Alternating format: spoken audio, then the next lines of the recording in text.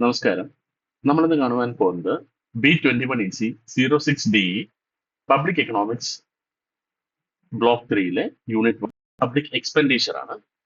Public എക്കണോമിക്സിലെ block 1 ഉം 2 നിങ്ങൾ കണ്ടു കഴിഞ്ഞു. അപ്പോൾ ബ്ലോക്ക് 3 നമ്മൾ പബ്ലിക് എക്സ്പെൻഡിച്ചറിനെ കുറിച്ചാണ് നമ്മൾ സംസാരിക്കാൻ പോകുന്നത്. എന്താണ് പബ്ലിക് എക്സ്പെൻഡിച്ചർ? പബ്ലിക് എക്സ്പെൻഡിച്ചർ എന്നത് ഗവൺമെന്റ് നടത്തുന്ന എക്സ്പെൻഡിച്ചേഴ്സ് അല്ലെങ്കിൽ ഗവൺമെന്റിന്റെ ചെലവുകളെയാണ് സൂചിപ്പിക്കുന്നത്. ഗവൺമെന്റ് മെഷീനറി പ്രവർത്തിക്കുന്നതിന്റെ ഭാഗമായിട്ട് സൊസൈറ്റിയുടെ വെൽഫെയർ പ്രൊമോട്ട് ചെയ്യുന്നതിനായിട്ടും ഗവൺമെന്റിന് ചെലവുകളുണ്ട്. ഈ ചെലവുകളെയാണ് നമ്മൾ എന്ത് വിളിക്കുന്നത്? പബ്ലിക് എക്സ്പെൻഡിച്ചർ എന്ന് വിളിക്കുന്നത്. ഇത് സെൻട്രൽ ഗവൺമെന്റിനും സ്റ്റേറ്റ് ഗവൺമെന്റിനും ലോക്കൽ ബോഡീസിനും എല്ലാം ഈ എക്സ്പെൻഡിച്ചർ ഉണ്ട്. ഗവൺമെന്റ് ചെയ്യുന്ന ഈ എക്സ്പെൻഡിച്ചേഴ്സിനെ ഒരു വ്യക്തികളുടെ ആവശ്യത്തിന് നിറവേറ്റാൻ വേണ്ടി അല്ല, പക്ഷെ ഒരു സമൂഹത്തിന്റെ കളക്റ്റീവ് ആയിട്ടുള്ള നീഡ്സ് സാറ്റിസ്ഫൈ ചെയ്യാൻ വേണ്ടിയാണ് ഉപയോഗിക്കുന്നത്. പബ്ലിക് എക്സ്പെൻഡിച്ചറിന്റെ പൊതു ചെലവിന്റെ പ്രധാന ലക്ഷ്യം ജനങ്ങളുടെ കോമൺ വോൺസ് സാറ്റിസ്ഫൈ ചെയ്യുക എന്നാണ്. ചില സേവനങ്ങൾ ഇൻഡിവിജ്വൽസിന് സ്വന്തമായിട്ട് പ്രൊവൈഡ് ചെയ്യാൻ പറ്റില്ല. ഉദാഹരണത്തിന് ലോ ആൻഡ് ഓർഡർ, അഡ്മിനിസ്ട്രേഷൻ തുടങ്ങിയവ. അത് ഇൻഡിവിജ്വൽസിന് മാത്രമായിട്ടല്ല, അത് നമ്മൾ എന്താണ് ജനങ്ങൾക്ക് മൊത്തത്തിൽ, സമൂഹത്തിന് മൊത്തത്തിലാണ് അത് കൊടുക്കുന്നത്. അത്തരം ആവശ്യങ്ങൾ നിറവേറ്റുവാൻ വേണ്ടി ഒരു ഗവൺമെന്റ് ഇവിടെ ഉണ്ട്. ആ ഗവൺമെന്റ് ആ ആവശ്യങ്ങൾ നിറവേറ്റുവാൻ വേണ്ടി ചെലവുമുണ്ട്.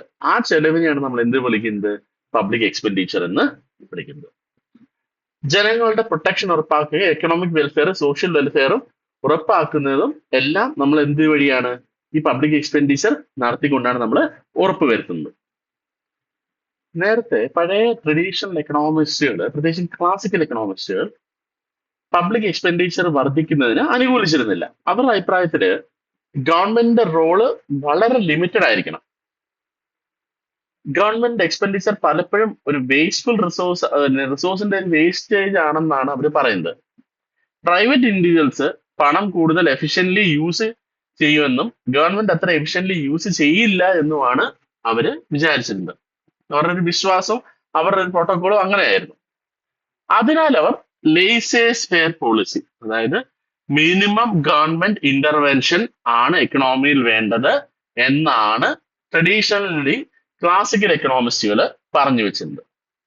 ആദം സ്മിത്ത് ഗവൺമെന്റ് എക്സ്പെൻഡിച്ചറിനെ പൂർണ്ണമായിട്ടും എതിർത്തിട്ടില്ല. അദ്ദേഹം ഗവൺമെന്റിന് 3 പ്രധാന ഡ്യൂട്ടീസ് ഉണ്ടെന്നാണ് പറഞ്ഞത്. ഒന്നാമത്, രാജ്യത്തെ എക്സ്റ്റേണൽ ഇൻവേഷനിൽ നിന്ന്, അതായത് പുറത്തുനിന്നുള്ള യുദ്ധം, അക്രമം, ഇതിനെല്ലാം നിന്ന് സംരക്ഷിച്ചു നിർത്താം. രണ്ടാമത്, സിറ്റിസൺസിന്റെ ജസ്റ്റിസ്, അത് സംരക്ഷിക്കാം. ജനങ്ങളുടെ ക്ഷേമം ഉണ്ടാവുക, ജനങ്ങൾക്ക് നീതി ഉറപ്പാക്കുവാൻ വേണ്ടിയാണ് ഗവൺമെന്റ് പ്രവർത്തിക്കേണ്ടതെന്നാണ് ആഡം സ്മിത്ത് പറഞ്ഞു വെക്കുന്നത്. മൂന്നാമതായിട്ട്, പബ്ലിക് വർക്ക്സുകൾ ചെയ്യുകയും അത് മെയിൻറ്റെയിൻ ചെയ്യുകയും ആണ് ഗവൺമെന്റിന്റെ ജോലി എന്നാണ് ആദം സ്മിത്തിന്റെ കാഴ്ചപ്പാടിൽ ഉള്ളത്.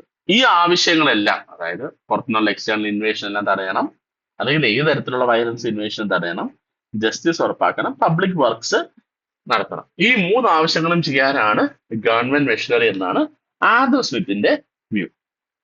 മോഡേൺ പീരീഡിൽ ഗവൺമെന്റിന്റെ റെസ്പോൺസിബിലിറ്റീസ് വർദ്ധിച്ചതായിട്ട് നമുക്ക് കാണാം. സ്റ്റേറ്റ് ആക്ടിവിറ്റീസ് ഒരുപാട് അധികം വളർന്നിട്ടുണ്ട്. എഡ്യൂക്കേഷൻ, ഹെൽത്ത്, ട്രാൻസ്പോർട്ട്, വെൽഫെയർ തുടങ്ങിയ പല മേഖലകളിലും ഗവൺമെന്റ് ഇന്ന് പല പ്രോഗ്രാംസിലും പ്രവർത്തിക്കുന്നുണ്ട്. Public expenditure production, distribution, unemployment, income തുടങ്ങിയ എക്കണോമിക് ആക്ടിവിറ്റീസിനെ വളരെയധികം സ്വാധീനിക്കുന്നതായിട്ട് നമുക്ക് കാണാം. അതുകൊണ്ട് തന്നെ ഗവൺമെന്റിന്റെ പാർട്ടിസിപ്പേഷൻ ഇന്ന് ഭയങ്കര അനിവാര്യമായിട്ട് മാറിക്കൊണ്ടിരിക്കും. നമുക്കത് ഭയങ്കര ചേഞ്ചിങ് വ്യൂ നമുക്കിപ്പോ തന്നെ കാണാൻ പറ്റും. പബ്ലിക് എക്സ്പെൻഡിച്ചർ വെറും ഗവൺമെന്റ് ചെലവ് മാത്രമല്ല, അതിന് പല സാമൂഹിക ലക്ഷ്യങ്ങളും ഉണ്ടെന്ന് നമുക്ക് മനസ്സിലാക്കാൻ കഴിയും. സൊസൈറ്റിയിലെ ജനങ്ങളുടെ ജീവിത നിലവാരം മെച്ചപ്പെടുത്തുക, വെൽഫെയർ വർദ്ധിപ്പിക്കുക, സാമൂഹ്യ പുരോഗതി ഉറപ്പുവരുത്തുക, ഇതെല്ലാം പബ്ലിക് എക്സ്പെൻഡിച്ചറിന്റെ ലക്ഷ്യങ്ങളാണ്. ഗവൺമെന്റ് ഇതെല്ലാം ചെയ്യുന്ന കാര്യങ്ങളുമാണ്. ഡെമോക്രാറ്റിക് ആയിട്ടുള്ള ഗവൺമെന്റ്സ് ഇന്ന് സിറ്റിസൺസിന്റെ ക്വാളിറ്റി ഓഫ് ലൈഫ് ഇംപ്രൂവ് ചെയ്യാനും അവരുടെ സ്റ്റാൻഡേർഡ് ഓഫ് ലിവിങ് കൂട്ടുവാനും ഒക്കെ നിരവധിയായിട്ടുള്ള പ്രോഗ്രാംസ് നടത്തുന്നതായിട്ട് നമുക്ക് കാണാം. 1930-കളിലെ ഗ്രേറ്റ് ഡിപ്രഷന് ശേഷം ഈ എക്കണോമിക് തിങ്കിങ്ങിൽ ഒരു മാറ്റം വന്നു. ട്രഡീഷണൽ എക്കണോമിക്സിന്റെ ചിന്താഗതി മാറിയിട്ട് ക്ലാസിക്കൽ എക്കണോമിക്സിന്റെ ഒരു ബ്രേക്കും ടൈനീഷ്യൻ എക്കണോമിസ്റ്റുകളുടെ ഒരു സ്റ്റാർട്ടിങ് അവിടെ ആയിരുന്നു. ജെ.എം. കീൻസ്, ജോൺ മൈനാർഡ് കീൻസ് എന്ന കൈനീഷ്യൻ എക്കണോമിക്സിന്റെ പ്രൊപ്പൗണ്ടർ, അദ്ദേഹം കൃത്യമായിട്ട് പറയുന്നുണ്ട് പബ്ലിക് എക്സ്പെൻഡിച്ചർ വളരെയധികം ഇമ്പോർട്ടന്റ് ആണ്. മാർക്കറ്റുകൾക്ക് ഒരു സെൽഫ് ക്ലിയറിംഗ് മെക്കാനിസം ഇല്ല, അവർക്ക് പരിഹരിക്കാൻ പറ്റാത്ത പല ഇഷ്യൂസും ഉണ്ടാവും. ആ സമയത്ത് ഗവൺമെന്റ് ഇന്റർവെൻഷൻ അത്യാവശ്യമാണ്. മാർക്കറ്റ് ക്ലിയറിംഗ് മെക്കാനിസം ആയിരുന്നു ട്രഡീഷണൽ എക്കണോമിസ്റ്റുകൾ, കാരണം എന്തെങ്കിലും പ്രശ്നം ഉണ്ടായി കഴിഞ്ഞാൽ ആ പ്രശ്നം മാർക്കറ്റ് സ്വയം പരിഹരിക്കും. പക്ഷേ എന്നാൽ കീൻസ് കൈനീഷ്യൻ എക്കണോമിക്സിലൂടെ പറഞ്ഞു വെക്കുന്നത് മാർക്കറ്റിന് അങ്ങനെ സെൽഫ് ക്ലിയറിംഗ് മെക്കാനിസം ഇല്ല, ഗവൺമെന്റ് ഇന്റർവെൻഷൻ ചില സമയങ്ങളിൽ കൃത്യമായിട്ട് ഉണ്ടായാൽ മാത്രമേ അത് ക്ലിയർ ആവത്തുള്ളൂ. പബ്ലിക് എക്സ്പെൻഡിച്ചറിനെ ഉപയോഗിച്ച് എംപ്ലോയ്മെന്റ്, ഇൻകം, പ്രൊഡക്ഷൻ എന്നിവ വർദ്ധിപ്പിക്കാൻ കഴിയുമെന്ന് അദ്ദേഹം കൃത്യമായിട്ട് നമുക്ക് വിശദീകരിച്ച് തരുന്നുണ്ട്. പ്രൊഫസർ ഡാൾട്ടന്റെ കാഴ്ചപ്പാടില് പബ്ലിക് എക്സ്പെൻഡിച്ചറിന്റെ എയിംസ് എന്ന് പറയുന്നത്, അതിന്റെ ലക്ഷ്യങ്ങൾ എന്ന് പറയുന്നത് രണ്ട് തരത്തിലാണ് ക്ലാസിഫൈ ചെയ്യുന്നത്. ഒന്നാമത്തത് സെക്യൂരിറ്റി, രണ്ടാമത്തെ സോഷ്യൽ വെൽഫെയർ, സാമൂഹ്യ ക്ഷേമവും സുരക്ഷയുമാണ് ആ രണ്ട് ലക്ഷ്യങ്ങൾ. സെക്യൂരിറ്റി എന്താണ് പറയുന്നത് വെച്ച് കഴിഞ്ഞാൽ രാജ്യത്തിനെ എക്സ്റ്റേണൽ അഗ്രഷനിൽ നിന്നും സംരക്ഷിക്കുക, ഇന്റേണൽ ആയിട്ടുള്ള ഡിസോർഡേഴ്സും വയലൻസും ഉണ്ടാവാതെ നോക്കുക, നീതി ഉറപ്പാക്കുക. ഇതാണ് ഗവൺമെന്റിന്റെ പ്രധാന ലക്ഷ്യങ്ങൾ. ഈ ലക്ഷ്യങ്ങൾ ഉറപ്പാക്കാൻ വേണ്ടിയാണ് ഗവൺമെന്റ് പബ്ലിക് എക്സ്പെൻഡിച്ചർ ഉണ്ടാവുന്നതെന്നാണ് ഡാൾട്ടന്റെ ആദ്യത്തെ കാഴ്ചപ്പാട്. രണ്ടാമത്തത് പറഞ്ഞാൽ സാമൂഹ്യ ക്ഷേമമാണ്. ഗവൺമെന്റ് എക്സ്പെൻഡിച്ചർ സമൂഹത്തിന്റെ വെൽഫെയർ പരമാവധി ഉയർത്തുവാൻ വേണ്ടി സഹായിക്കുന്നു. അതോടൊപ്പം തന്നെ എക്കണോമിക് വെൽഫെയർ മെച്ചപ്പെടുത്തുവാനും മാർക്കറ്റ് എക്കണോമിയിലെ ഡിപ്രസീവ് ടെൻഡൻസീസിനെ നിയന്ത്രിക്കുവാനും എക്കണോമിയെ പുഷ് ചെയ്ത് മേലോട്ട് കൊണ്ടുവരാനും പബ്ലിക് എക്സ്പെൻഡിച്ചർ അനിവാര്യമാണ്. ഓക്കെ, മാർക്കറ്റ് ഏതെങ്കിലും തരത്തിൽ താഴോട്ട് പോവുകയാണെങ്കിൽ അതിനെ പിടിച്ചു നിർത്തി മുന്നോട്ട് പുഷ് ചെയ്യാൻ വേണ്ടി സഹായിക്കുന്നത് ഈ പബ്ലിക് എക്സ്പെൻഡിച്ചർ ആണ്. അതുവഴി എക്കണോമിക് വെൽഫെയറും സാമൂഹിക ക്ഷേമവും ഉറപ്പുവരുത്താൻ പറ്റുമെന്നാണ് ഡാൾട്ടന്റെ കാഴ്ചപ്പാട്. ഓക്കെ, ട്രഡീഷണൽ എക്കണോമിക്സിൽ നിന്ന് ഇങ്ങനെ മാറി മാറി ചിന്തിച്ചു വരുമ്പോൾ റോൾസും കൂടി വരും. ഇതല്ലാതെ വേറെ എന്തൊക്കെയാണ് പബ്ലിക് എക്സ്പെൻഡിച്ചറിന്റെ പ്രധാന ലക്ഷ്യങ്ങൾ നമുക്ക് നോക്കി കഴിഞ്ഞു കഴിഞ്ഞാൽ full employment, infrastructure development, road, public facilities എല്ലാം സൃഷ്ടിക്കുക, അതുവഴി എക്കണോമിക് ഗ്രോത്ത് ഉണ്ടാകുക എന്ന് ഉറപ്പുവരുത്തുക, ക്യാപിറ്റൽ ഫോർമേഷൻ വർദ്ധിപ്പിക്കുക, രാജ്യത്തിന്റെ ഡെവലപ്മെന്റ് പ്രോസസ് വേഗത്തിലാക്കുക. ഇവയെല്ലാം ചേർന്നുകൊണ്ട് രാജ്യത്തെ ഒരു ലോങ് ടേം എക്കണോമിക് ഡെവലപ്മെന്റിലേക്ക് എത്തിക്കുക എന്നുള്ളതാണ് പബ്ലിക് എക്സ്പെൻഡിച്ചറിന്റെ ആത്യന്തികമായിട്ടുള്ള ലക്ഷ്യം എന്ന് പറയുന്നത്. ഡാൾട്ടന്റെ കാഴ്ചപ്പാട് ഇത് രണ്ടും മെയിൻ ആണ്. അതിനുശേഷം ഇതെല്ലാമാണ് ഒബ്ജക്റ്റീവ്സ് എന്ന് പറയുന്നത്. മസ്ഗ്രേവിന്റെ കാഴ്ചപ്പാടിൽ എന്തൊക്കെ ചുമതലകളാണ് പബ്ലിക് എക്സ്പെൻഡിച്ചർ നടത്തുന്നതെന്ന് ചോദിച്ചാൽ, മസ്ഗ്രേവിന്റെ കാഴ്ചപ്പാട്, പ്രൊഫസർ മസ്ഗ്രേവ് ഒരു മെച്വർ എക്കണോമിയിൽ പബ്ലിക് എക്സ്പെൻഡിച്ചറിന് പല ഫങ്ഷൻസും അദ്ദേഹം കൊടുത്തിട്ടുണ്ട്.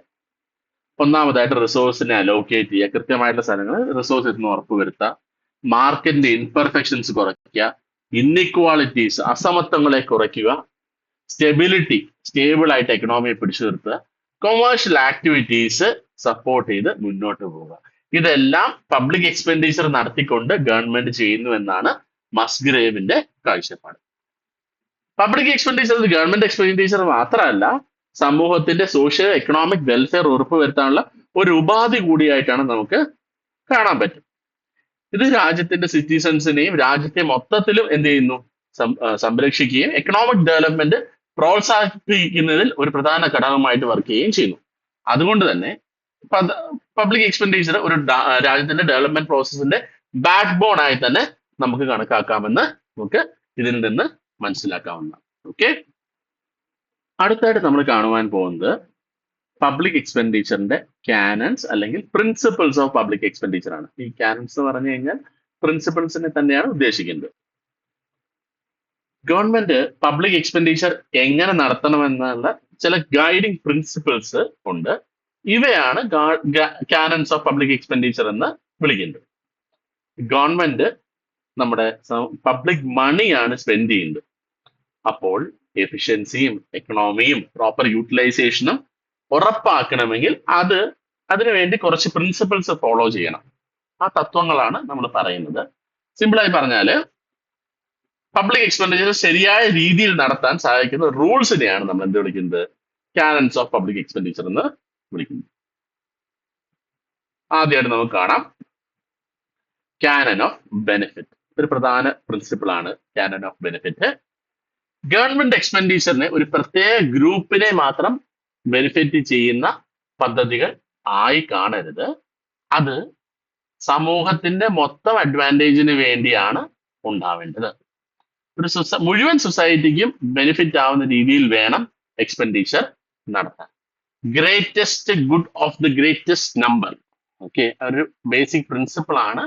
Greatest good of the greatest number എന്ന പ്രിൻസിപ്പിളിന്റെ അടിസ്ഥാനത്തിലാണ് ഈ കാനൻ വർക്ക് ചെയ്യുന്നത്.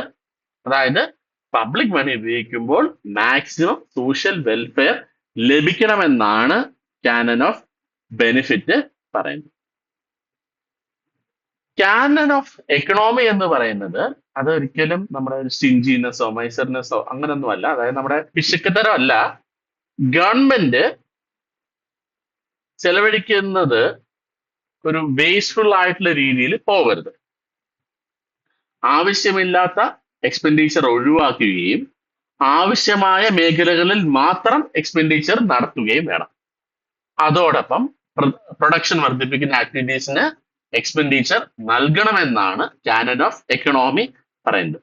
പബ്ലിക് മണി വളരെ ശ്രദ്ധയോടെ ഉപയോഗിക്കണം എന്നതാണ് കാനൻ ഓഫ് എക്കണോമിയുടെ പ്രധാന ആശയം എന്ന് പറയുന്നത്. കമ്മ്യൂണിറ്റിയുടെ പ്രൊഡക്റ്റീവ് കപ്പാസിറ്റി കൂട്ടുന്ന എന്തിലും ഇൻവെസ്റ്റ് ചെയ്യാം, എന്തിന് സ്പെൻഡ് ചെയ്യാം, എസെൻഷ്യൽ ഗുഡ്സിൽ സ്പെൻഡ് ചെയ്യാം, സമൂഹത്തിന് ആവശ്യമായ കാര്യങ്ങൾക്ക് സ്പെൻഡ് ചെയ്യാം. ദൂർത്തോ അധിക ചെലവോ പാടില്ല. അതാണ് കാനൻ ഓഫ് എക്കണോമി പറഞ്ഞു വെക്കുന്നത്. കാനൻ ഓഫ് സാങ്ഷൻ എന്ന റൂൾ പ്രകാരം ഗവൺമെന്റ് ഡിപ്പാർട്ട്മെന്റിൽ എന്തെങ്കിലും എക്സ്പെൻഡിച്ചർ നടത്തുന്നതിന് മുന്നേ പ്രയർ ഗവൺമെന്റിന്റെ പെർമിഷൻ നേടിയിരിക്കുക. കോമ്പറ്റന്റ് അതോറിറ്റിയുടെ സാങ്ഷൻ ഇല്ലാതെ ഒരു എക്സ്പെൻഡിച്ചറും നടത്തുവാൻ പാടില്ല. ഇതിലൂടെ പബ്ലിക് മണി എന്ന് പറയുന്നത് മിസ്യൂസോ കറപ്ഷനോ മിസ്അപ്രോപ്രിയേഷനോ നടത്താതെ നമുക്ക് ഒഴിവാക്കാം. പബ്ലിക് ഫണ്ട്സ് ശരിയായ ആവശ്യത്തിന് ഉപയോഗിക്കുന്നു എന്ന് ഉറപ്പുവരുത്തുക എന്നതാണ് കാനൻ ഓഫ് സാങ്ഷൻ വഴി ലക്ഷ്യം വയ്ക്കുന്നത്. അടുത്തായിട്ടുള്ളത് കാനൻ ഓഫ് സർപ്ലസ്. ഈ കാനൻ പ്രകാരം ഗവൺമെന്റ് എക്സ്പെൻഡിച്ചർ ഇൻകത്തേക്കാൾ കൂടുതലായിരിക്കാൻ ശ്രമിക്കണം.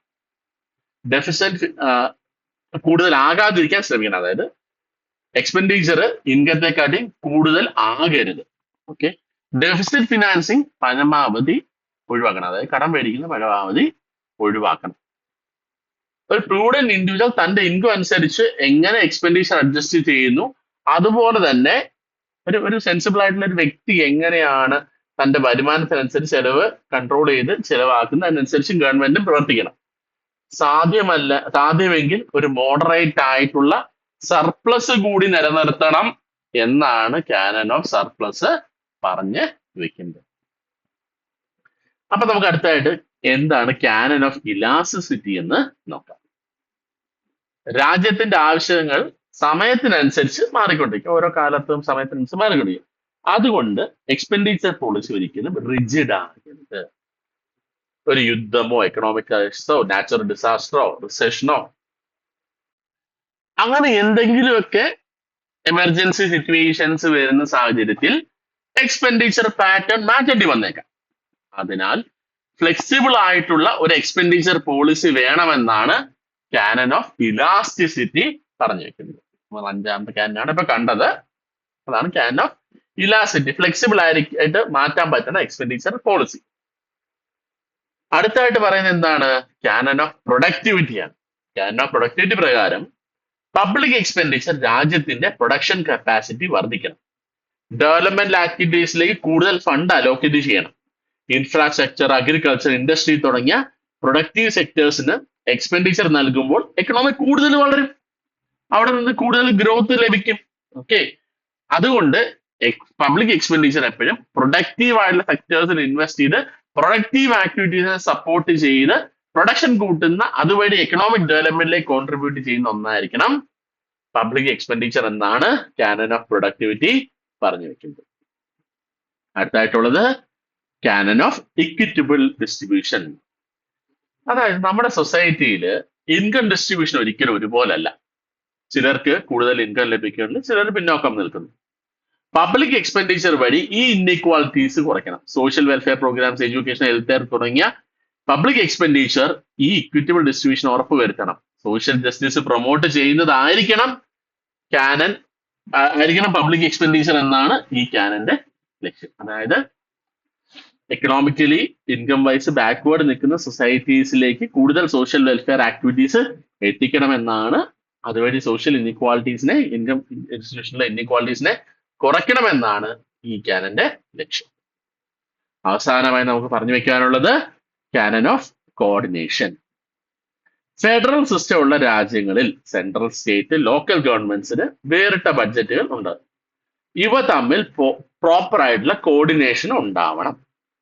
ഇല്ലെങ്കിൽ ഒരേ പ്രോജക്റ്റിന് തന്നെ പലതവണ നമ്മൾ പല എക്സ്പെൻഡിച്ചർ നടത്തും, അല്ലെങ്കിൽ പല പ്രോജക്റ്റിന് കൃത്യമായിട്ടുള്ള എക്സ്പെൻഡിച്ചർ അല്ലെങ്കിൽ ചെലവുകളുള്ള കാശ് എത്തുകയും ഇല്ല. പബ്ലിക് മണിയുടെ വേസ്റ്റേജ് ഒഴിവാക്കി മാക്സിമം പബ്ലിക് വെൽഫെയർ ഉറപ്പുവരുത്തുകയും അതുവഴി എക്കണോമിക് ഡെവലപ്മെന്റും സോഷ്യൽ വെൽഫെയറും ഉണ്ടാകുമെന്നും ഉറപ്പുവരുത്തുവാനും വേണ്ടി ഗവൺമെന്റ് എല്ലാ തലങ്ങളിലും, എല്ലാ ലെവൽസിലുള്ള ഗവൺമെന്റ് കോർഡിനേറ്റ് ചെയ്ത് പ്രവർത്തിക്കണം. പബ്ലിക് ഫണ്ട് എഫിഷ്യന്റ്ലി യൂസ് ചെയ്യാൻ വേണ്ടി ഈ കാനൻ ആ കോർഡിനേഷൻ വഴി സഹായിക്കുന്നു എന്നാണ് ഈ കാനൻ പറഞ്ഞത്.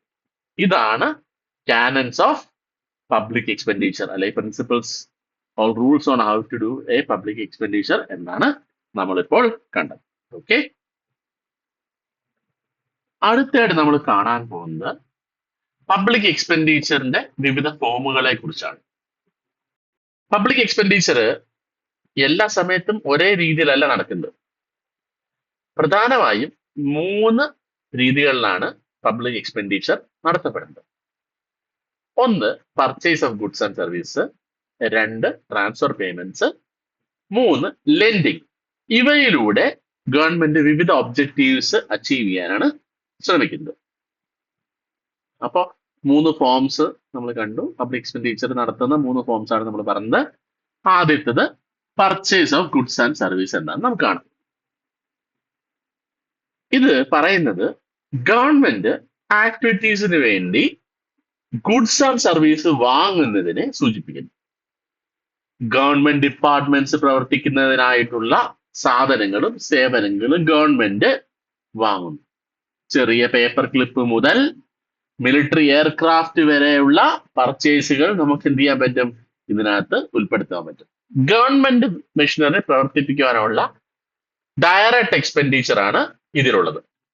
എക്കണോമിക് റിസോഴ്സിന്റെ ഡയറക്റ്റ് യൂട്ടിലൈസേഷൻ വഴി ഗവൺമെന്റിന്റെ ആക്ടിവിറ്റീസ് മുന്നോട്ട് റൺ ചെയ്യാൻ വേണ്ടിയുള്ള, ഗവൺമെന്റ് ഫംഗ്ഷനിങ്ങിന് വേണ്ടിയുള്ള സ്പെൻഡിങ്ങിനെയാണ് ഈ purchase of goods and services ആയിട്ട് ഗവൺമെന്റ് ചെലവാക്കിയാൽ മാത്രമേ ഗവൺമെന്റ് മെഷീനറി മുന്നോട്ട് പോകത്തുള്ളൂ. അടുത്തതായിട്ടുള്ളത് transfer payments and lending. Transfer payments and lending വഴി ഗവൺമെന്റും ഇൻഡിവിജ്വൽസും എന്റർപ്രൈസസിനും പർച്ചേസിംഗ് പവർ നൽകുന്നു.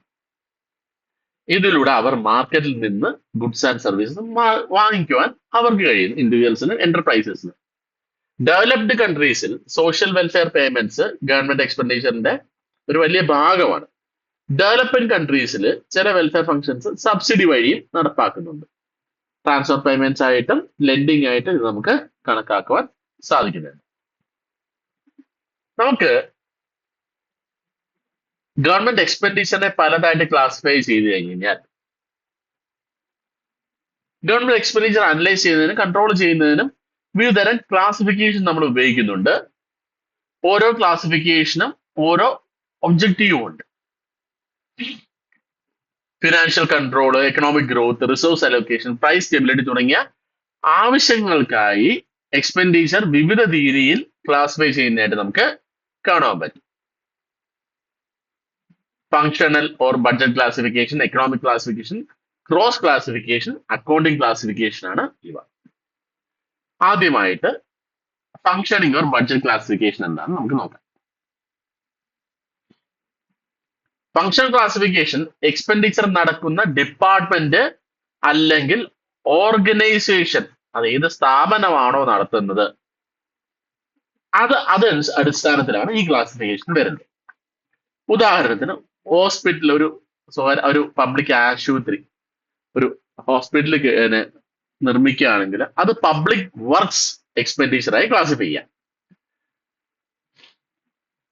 പക്ഷെ എക്സ്പെൻഡിച്ചറിന്റെ ആക്ച്വൽ പർപ്പസ് എന്താണെന്ന് ഈ ക്ലാസിഫിക്കേഷനിൽ വ്യക്തമാക്കുന്നില്ല. ഫങ്ഷൻസ്, പ്രോഗ്രാംസ്, പ്രോജക്റ്റ് എന്നിവ അനലൈസ് ചെയ്യാൻ ഈ ക്ലാസിഫിക്കേഷൻ പര്യാപ്തമല്ല എന്ന് നമുക്ക് മനസ്സിലാക്കാൻ പറ്റും. ഫങ്ഷണൽ ക്ലാസിഫിക്കേഷന്റെ പ്രധാന ലിമിറ്റേഷൻ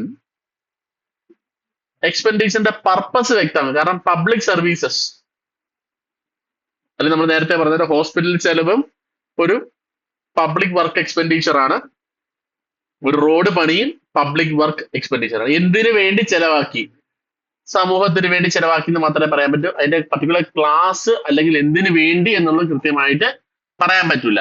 പ്രോഗ്രാംസ്, ആക്ടിവിറ്റീസ്, പ്രോജക്റ്റ് എന്നിവയുടെ അടിസ്ഥാനത്തിൽ ഇതിനെ അനലൈസ് ചെയ്യാൻ ബുദ്ധിമുട്ടാണ്. മാനേജ്മെന്റ് പെർസ്പെക്റ്റീവിൽ മോണിറ്ററിംഗ് നടത്തുവാനും എക്സ്പെൻഡിച്ചർ ഇവാലുവേറ്റ് ചെയ്യാനും ഈ ഒരു ക്ലാസിഫിക്കേഷൻ പര്യാപ്തമല്ല, ഫലപ്രദമല്ല എന്ന് നമുക്ക് കാണുവാൻ പറ്റും. അടുത്തായിട്ടുള്ളത് എക്കണോമിക് ക്ലാസിഫിക്കേഷൻ ആണ്. എക്കണോമിയുടെ പെർസ്പെക്റ്റീവിൽ എക്സ്പെൻഡിച്ചറിനെ കാണുന്നു. Current expenditure, capital expenditure, transfer payments, അങ്ങനെ പലതായിട്ട് ഈ കാറ്റഗറൈസിനകത്ത് ഉൾപ്പെടുന്നുണ്ട്. ഗവൺമെന്റ് എക്കണോമിയിലെ വിവിധ സെക്ടേഴ്സിനെ എങ്ങനെ ഇൻഫ്ലുവൻസ് ചെയ്യുന്നു എന്ന് മനസ്സിലാക്കാൻ ഈ ക്ലാസിഫിക്കേഷൻ നമുക്ക് സഹായിക്കുന്നതാണ്. എക്കണോമിക് ക്ലാസിഫിക്കേഷൻ വഴി പബ്ലിക് ഇൻവെസ്റ്റ്മെന്റ് എത്രയാണ്, പബ്ലിക് കൺസംഷൻ എക്സ്പെൻഡിച്ചർ എത്രയാണെന്ന് നമുക്ക് മനസ്സിലാക്കുവാൻ സാധിക്കും. ഗവൺമെന്റ് ഡെവലപ്മെന്റ് പ്രോഗ്രാംസ് ഫിനാൻസ് ചെയ്യാൻ എത്ര പബ്ലിക് സേവിങ്സ് ഉപയോഗിക്കുന്നു എന്ന് അറിയാൻ കഴിയും. അതുകൊണ്ട് എക്കണോമിയിലെ ഗവൺമെന്റ് റോള് അനലൈസ് ചെയ്യുവാൻ ഈ എക്കണോമിക് ക്ലാസിഫിക്കേഷൻ നമ്മളെ സഹായിക്കും. അടുത്തായിട്ടുള്ളത് ക്രോസ് ക്ലാസിഫിക്കേഷൻ ആണ്. ക്രോസ് ക്ലാസിഫിക്കേഷൻ എന്ത്? എക്കണോമിക് കം ഫിനാൻഷ്യൽ ക്ലാസിഫിക്കേഷൻ ആണ്. രണ്ടും കൂടെ കമ്പൈൻ ചെയ്യുന്ന രീതിയാണ്. ഒരു എക്സ്പെൻഡിച്ചറിന്റെ എക്കണോമിക് നേച്ചറും ഫങ്ഷണൽ നേച്ചറും ഒരുമിച്ച് കാണിക്കുന്നത്. അതുകൊണ്ട് കുറച്ചുകൂടി ഡീറ്റെയിൽഡ് അനാലിസിസ് നടത്തുവാൻ വേണ്ടി ഈ ക്രോസ് ക്ലാസിഫിക്കേഷൻ നടത്തും. ഉദാഹരണത്തിന് medical facilities expenditure, current expenditure, capital expenditure, transfer, loan എന്നിങ്ങനെ വിഭജിക്കാം. ഒരുപോലെ capital formation expenditure, education, welfare, family planning തുടങ്ങിയ ഫങ്ഷൻസ് അനുസരിച്ചും വിഭജിക്കാം. അങ്ങനെ സെപ്പറേറ്റ് ആയിട്ട് ക്ലാസിഫൈ ചെയ്യുമ്പോൾ അതുവഴി നമ്മുടെ എക്സ്പെൻഡിച്ചറിന്റെ ഒരു കോംപ്രിഹെൻസീവ് വ്യൂ നമുക്ക് ക്ലിയർ ആയിട്ട് എന്ത് ചെയ്യും? പല പല ഫങ്ഷണൽ ഹെഡ്സിലായിട്ട് നമ്മൾ എന്ത് ചെയ്യുന്നു? എക്കണോമിക്കലും നമുക്ക് ഡിവൈഡ് ചെയ്യാം, ഫങ്ഷണൽ എക്സ്പെൻഡിച്ചറിനെ നമുക്ക് എക്കണോമിക് കാറ്റഗറൈസ് ആയിട്ട് ഡിവൈഡ് ചെയ്യാം, എക്കണോമിക് എക്സ്പെൻഡിച്ചറിനെ ഫങ്ഷണൽ ഹെഡ്സ് ആയിട്ടും ഡിവൈഡ് ചെയ്യുമ്പോൾ കാറ്റഗറൈസേഷൻ വഴി ഈസി അനാലിസിസ്. അടുത്തതായിട്ടൊരു വിഭാഗമാണ് അക്കൗണ്ടിങ് ക്ലാസിഫിക്കേഷൻ. സർക്കാർ എക്സ്പെൻഡിച്ചർ വിവിധ അക്കൗണ്ടിങ് ഹെഡ്സ് പ്രകാരം ക്ലാസിഫൈ ചെയ്യുന്നതിനാണ് നമ്മൾ അക്കൗണ്ടിങ് ക്ലാസിഫിക്കേഷൻ എന്ന് പറയുന്നത്. ഇത് പ്രകാരം ഇത് ഗവൺമെന്റിന്റെ സ്പെൻഡിങ്ങിനെയും നേച്ചറിനെയും ഒബ്ജക്റ്റീവ്സിനെയും മനസ്സിലാക്കാൻ നമുക്ക് സഹായിക്കുന്നു. റവന്യൂ എക്സ്പെൻഡിച്ചറും ക്യാപിറ്റൽ എക്സ്പെൻഡിച്ചറും വേർതിരിക്കുന്നത് എക്സ്പെൻഡിച്ചർ അസറ്റ് ക്രിയേഷൻ സഹായിക്കുന്നുണ്ടോ എന്ന് മനസ്സിലാക്കുന്നതിന് വേണ്ടിയാണ്. ക്യാപിറ്റൽ എക്സ്പെൻഡിച്ചർ സാധാരണ അസറ്റ്സ് സൃഷ്ടിക്കുന്നു. ഈ classification expenditure long term impact ഉണ്ടാവാൻ വേണ്ടി സഹായിക്കുന്നു, വിലയിരുത്താൻ വേണ്ടി സഹായിക്കുന്നു എന്ന് നമുക്ക് മനസ്സിലാക്കാം. ഡെവലപ്മെന്റൽ, നോൺ ഡെവലപ്മെന്റൽ എക്സ്പെൻഡിച്ചർ ഉണ്ട്. ഡെവലപ്മെന്റൽ എക്സ്പെൻഡിച്ചർ എന്ന് പറഞ്ഞാൽ ഡെവലപ്മെന്റൽ ആക്ടിവിറ്റീസിന് വേണ്ടിയുള്ള എക്സ്പെൻഡിച്ചർ ആണ്. Social service, community service, economic service എന്നിവ ഇതിനകത്ത് ഉൾപ്പെടുന്നു. നോൺ ഡെവലപ്മെന്റൽ എക്സ്പെൻഡിച്ചർ എന്ന് പറയുന്നത് സാധാരണ അഡ്മിനിസ്ട്രേറ്റീവ്, ജനറൽ സർവീസ് ആവശ്യങ്ങൾക്ക് വേണ്ടി ഉപയോഗിക്കുന്നതിനെയാണ് പറയുന്നത്. ഓക്കെ, അടുത്തായിട്ട് നമുക്ക് പ്ലാന്, നോൺ പ്ലാൻ എക്സ്പെൻഡിച്ചർ ആണ് നമുക്ക് കാണുവാനുള്ളത്. ഓക്കെ, അടുത്തായിട്ട് നമ്മൾ കാണുവാൻ പോകുന്നത് plan and non plan expenditure എന്താണ്. പ്ലാൻ എക്സ്പെൻഡിച്ചർ എന്നത് പ്ലാനിംഗ് കമ്മീഷൻ റെക്കമെൻഡ് ചെയ്ത് പ്രോജക്ട്സ്, പ്രോഗ്രാംസ് എന്നിവയ്ക്ക് വേണ്ടി നടത്തുന്ന എക്സ്പെൻഡിച്ചർ ആണ്. ഡെവലപ്മെന്റ് ലക്ഷ്യമാക്കിയുള്ള എക്സ്പെൻഡിച്ചേഴ്സ് ആണ് ഇതിനകത്ത് വരുന്നത്. ഗവൺമെന്റ് ഡെവലപ്മെന്റ് സ്കീംസ് നടപ്പിലാക്കുവാൻ വേണ്ടി ഈ എക്സ്പെൻഡിച്ചർ ഉപയോഗിക്കുന്നത് നമുക്ക് കാണുവാൻ സാധിക്കും. പ്ലാൻ എക്സ്പെൻഡിച്ചർ ഉൾപ്പെടാത്ത എല്ലാ എക്സ്പെൻഡിച്ചേഴ്സും നോൺ പ്ലാൻ എക്സ്പെൻഡിച്ചർ ആയിട്ട് കണക്കാക്കാവുന്നതാണ്. ഇവയിൽ പലതും ഒബ്ലിഗേറ്ററി നേച്ചർ ആയിട്ടുള്ള ഗവൺമെന്റ് ഒഴിവാക്കാൻ കഴിയാത്ത എക്സ്പെൻഡിച്ചേഴ്സ് ആണ്. ഗവൺമെന്റിന്റെ റൊട്ടീൻ റെസ്പോൺസിബിലിറ്റീസ് ആയിട്ടുള്ള ചെലവുകളെ നമുക്ക് നോൺ പ്ലാൻ എക്സ്പെൻഡിച്ചറിൽ കാണുവാൻ സാധിക്കും. നോൺ പ്ലാൻ എക്സ്പെൻഡിച്ചറിൽ സാധാരണ വരുന്ന items interest payments, pension, statutory transfers to state, defence, internal security, external affairs, ഇങ്ങനെയൊക്കെയാണ്. ഇതെല്ലാം ഗവൺമെന്റിന്റെ നിർബന്ധിത ബാധ്യതകളാണ്. ഡിഫൻസോ ഇന്റേണൽ സെക്യൂരിറ്റി ഇതൊന്നും നമുക്ക് നെഗ്ലക്ട് ചെയ്യാൻ പറ്റില്ല. ഇതിൽ ഏതെങ്കിലും നെഗ്ലക്ട് ചെയ്ത് കഴിഞ്ഞാൽ ഗവൺമെന്റ് ഫംഗ്ഷനിങ്ങിനെ തന്നെ ബാധിക്കും. ഇതെല്ലാം ഗവൺമെന്റിന്റെ എസെൻഷ്യൽ ഒബ്ലിഗേഷൻസ് ആണ് നമുക്ക് കൃത്യമായിട്ട് കാണുവാൻ സാധിക്കുന്നത്. പ്ലാനും നോൺ പ്ലാനും ഡിസ്റ്റിങ്ഷന് ഒരു പ്യുവർലി അഡ്മിനിസ്ട്രേറ്റീവ് ക്ലാസിഫിക്കേഷൻ ആണ്. ഇത് എക്കണോമിക് പ്രിൻസിപ്പൾസ് അടിസ്ഥാനമാക്കിയുള്ള ക്ലാസിഫിക്കേഷൻ ഒന്നും അല്ല. ഒരു എക്സ്പെൻഡിച്ചർ പ്ലാൻ കാറ്റഗറിയിൽ നിന്ന് പിന്നീട് നോൺ പ്ലാൻ കാറ്റഗറിയിലേക്ക് വേണമെങ്കിൽ മാറാം. അതുകൊണ്ട് ഈ ക്ലാസിഫിക്കേഷൻ സ്ഥിരമായിട്ട് ഒന്ന് തന്നെയെന്ന് നമുക്ക് പറയാൻ പറ്റില്ല. ഈ ക്ലാസിഫിക്കേഷൻ ചിലപ്പോൾ പബ്ലിക് എക്സ്പെൻഡിച്ചറിന്റെ യഥാർത്ഥ ചിത്രം നൽകുന്നില്ല എന്ന് നമുക്ക് മനസ്സിലാകാൻ പറ്റും. ഒരു എക്സ്പെൻഡിച്ചർ പ്ലാൻ എന്ന ലെവലിലായതുകൊണ്ട് കൂടുതൽ ഇമ്പോർട്ടൻസ് ലഭിക്കാം. മെയിൻ്റനൻസ് പോലെയുള്ള പ്രധാന എക്സ്പെൻഡിച്ചർ ചിലപ്പോൾ അവഗണിക്കപ്പെട്ടു എന്നും വരാം. ഇതാണ് ഇതിന്റെ കുറച്ച് ലിമിറ്റേഷൻസ് എന്ന് പറയുന്നത്. അതുകൊണ്ട് എക്സ്പെൻഡിച്ചറിന്റെ വാല്യൂ അതിന്റെ ക്ലാസിഫിക്കേഷൻ നോക്കിയല്ല, ജനങ്ങൾക്ക് എന്തുമാത്രം ബെനിഫിറ്റ് ലഭിക്കുന്നു എന്ന് നോക്കി വേണം വിലയിരുത്താൻ എന്നാണ് ഇക്കണോമിസ്റ്റുകൾ പറയുന്നത്. അടുത്തത് നമുക്ക് developmental and non developmental expenditure എന്താണെന്ന് കാണാം. ഗവൺമെന്റ് എക്സ്പെൻഡിച്ചർ നമുക്ക് പ്രധാനമായിട്ടും ഡെവലപ്മെന്റൽ, നോൺ ഡെവലപ്മെന്റൽ എന്ന ക്ലാസിഫിക്കേഷനിലേക്ക് കൊണ്ടുവരാനാണ്. ഈ ക്ലാസിഫിക്കേഷൻ എക്കണോമിക് ഗ്രോത്തിലേക്കും പബ്ലിക് വെൽഫെയറിലേക്കും എക്സ്പെൻഡിച്ചറിന് എന്തുമാത്രം കോൺട്രിബ്യൂട്ട് ചെയ്യാൻ പറ്റുന്നുവെന്ന് മനസ്സിലാക്കാൻ സാധിക്കുന്നു. ഡെവലപ്മെന്റ് എക്സ്പെൻഡിച്ചർ എന്നത് രാജ്യത്തിന്റെ എക്കണോമിക് ഗ്രോത്തിനും സോഷ്യൽ വെൽഫെയറിനും സഹായിക്കുന്ന എക്സ്പെൻഡിച്ചർ ആണ്. ഇത്തരം എക്സ്പെൻഡിച്ചർ രാജ്യത്തിന്റെ മുന്നോട്ടുള്ള പുരോഗതിക്ക് വേണ്ടി സഹായിക്കുന്ന എക്സ്പെൻഡിച്ചേഴ്സ് ആണ്. ലോങ് ടേം ഡെവലപ്മെന്റ് ലക്ഷ്യമാക്കി ഗവൺമെന്റ് നടത്തുന്ന എക്സ്പെൻഡിച്ചേഴ്സ് ആണ്, ചെലവുകളെയാണ് നമ്മൾ ഡെവലപ്മെന്റ് എക്സ്പെൻഡിച്ചർ എന്ന് വിളിക്കുന്നത്. ഇത് രാജ്യത്തിന്റെ വളർച്ചയ്ക്ക് സഹായിക്കുന്ന ചെലവുകളാണ് നോൺ ഡെവലപ്മെന്റ് എക്സ്പെൻഡിച്ചർ എന്ന് നമ്മൾ പ്രധാനമായും വിളിക്കുന്നത്. ഡെവലപ്മെന്റ് എക്സ്പെൻഡിച്ചർ പ്രധാനമായിട്ടും ഡെവലപ്മെന്റ് സെക്ടേഴ്സിലാണ് നടത്തപ്പെടുന്നത്. Education, health, family planning, labour welfare, agriculture, irrigation, transportation, communication തുടങ്ങിയ മേഖലകളിൽ ഗവൺമെന്റ് എക്സ്പെൻഡിച്ചർ നടത്തുന്നു. ഈ സെക്ടേഴ്സ് രാജ്യത്തിന്റെ പ്രൊഡക്റ്റീവ് കപ്പാസിറ്റിയും ഹ്യൂമൻ ഡെവലപ്മെന്റ്, മാനവ വിഭവശേഷിയും വളർത്തുവാൻ വേണ്ടി, മെച്ചപ്പെടുത്തുവാൻ വേണ്ടി സഹായിക്കുന്നു. Okay, education, health, family planning, labour, ഇങ്ങനത്തെ ഉള്ള ഏരിയാസിൽ ഗവൺമെന്റ് നടത്തുന്ന ചെലവുകളെയാണ് ഡെവലപ്മെന്റ് എക്സ്പെൻഡിച്ചർ എന്ന് വിളിക്കുന്നത്. ഡെവലപ്മെന്റ് എക്സ്പെൻഡിച്ചർ റവന്യൂ അക്കൗണ്ടിലും ക്യാപിറ്റൽ അക്കൗണ്ടിലും വരാം. റവന്യൂ എക്സ്പെൻഡിച്ചർ എന്ന് പറയുന്നത് day to day operational expenditure ആണ്. ഉദാഹരണത്തിന് സ്റ്റാഫുകളുടെ സാലറി, ഓഫീസ് സപ്ലൈസ് തുടങ്ങിയവ. ക്യാപിറ്റൽ എക്സ്പെൻഡിച്ചർ എന്ന് പറയുന്നത് ലോങ് ടേം അസറ്റ്സ് സൃഷ്ടിക്കാനുള്ള എക്സ്പെൻഡിച്ചർ ആണ്. Hospitals, school, infrastructure project, road തുടങ്ങിയവയാണ് ക്യാപിറ്റൽ എക്സ്പെൻഡിച്ചറിന്റെ പ്രധാന എക്സാമ്പിൾസ് എന്ന് പറയുന്നത്. ഡെവലപ്മെന്റ് എക്സ്പെൻഡിച്ചർ എക്കണോമിക് പ്ലാനിനോട് വളരെ അടുത്ത് ബന്ധമുള്ളവയാണ്. ഡെവലപ്മെന്റ് പ്ലാൻസ് വിജയകരമായി നടപ്പാക്കുവാൻ നമുക്ക് ഡെവലപ്മെന്റ് എക്സ്പെൻഡിച്ചറിന്റെ ആവശ്യമുണ്ട്. പ്ലാനിംഗ് പ്രോസസ്സിന് വിവിധ സെക്ടറുകളിലേക്ക് സ്പെഷ്യൽ അലോക്കേഷൻ നൽകുന്നു. ഇത് ഡെവലപ്മെന്റ് ടാർഗറ്റ്സ് അച്ചീവ് ചെയ്യാൻ വേണ്ടി ഗവൺമെന്റിനെ സഹായിക്കുന്നു. ഹെൽത്ത്, എഡ്യൂക്കേഷൻ, ഇൻഫ്രാസ്ട്രക്ചർ തുടങ്ങിയ സെക്ടേഴ്സിലേക്ക് നൽകുന്ന അലോക്കേഷൻസ് ഡെവലപ്മെന്റ് ലക്ഷ്യമാക്കിയുള്ളതാണ്. ഇത്തരം എക്സ്പെൻഡിച്ചേഴ്സ് പ്ലാൻ എക്സ്പെൻഡിച്ചേഴ്സിന്റെ ഭാഗമായിട്ടാണ് കണക്കാക്കുന്നത്. ചില എക്സ്പെൻഡിച്ചർ പോളിസി ഡിസിഷൻ മുഖേന ഡെവലപ്മെന്റ് എക്സ്പെൻഡിച്ചർ ആയിട്ട് ക്ലാസിഫൈ ചെയ്യുന്ന നമുക്ക് കാണാൻ പറ്റും. എക്കണോമിക് ഗ്രോത്തിനെ സപ്പോർട്ട് ചെയ്യണമെങ്കിൽ ഡെവലപ്മെന്റ് ഓറിയന്റഡ് ആയിട്ടുള്ള എക്സ്പെൻഡിച്ചേഴ്സ് നടന്നേ മതിയാവും. നോൺ ഡെവലപ്മെന്റൽ എക്സ്പെൻഡിച്ചർ എന്ന് പറയുന്നത് എക്കണോമിക് ഗ്രോത്ത് നേരിട്ട് സൃഷ്ടിക്കാത്ത എക്സ്പെൻഡിച്ചേഴ്സിനെയാണ് നമ്മൾ അങ്ങനെ വിളിക്കുന്നത്. എന്നാൽ ഗവൺമെന്റ് സ്മൂത്ത് ഫങ്ഷനിങ്ങിന് ഇത് ആവശ്യവുമാണ്.